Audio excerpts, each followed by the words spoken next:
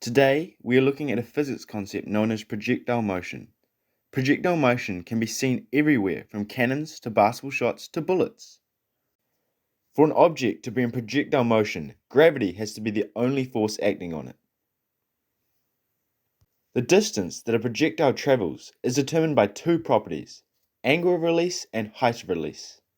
Angle of release refers to the angle relative to the ground in which a projectile's initial velocity is directed. The optimum angle for maximum distance is 45 degrees. Let's see this in action as we compare a cannon at 30 degrees, 45 degrees, and 60 degrees. The optimum angle should do the most damage to my house.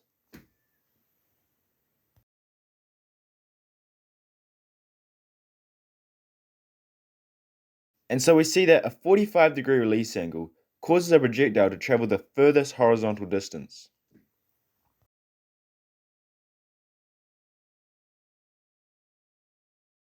Height of release refers to the distance from the ground in which a projectile is released.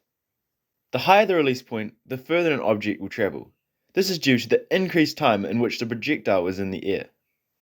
For example, here we see three projectiles with the same velocity. The lowest projectile hits the ground before the other two projectiles due to its low release point, and as a result, its flight distance is the smallest. When combining both release height and release angle, then as the release height increases, the release angle must decrease for the projectile to travel its optimal horizontal distance. This can be seen here, where the cannons are now fired off a cliff. The 45-degree angle is no longer optimal. Instead, the cannon fired at 30 degrees does the most damage to my house.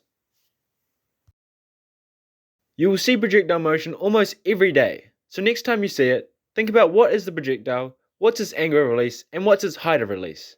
That was Projectile Motion with Jazzlearn.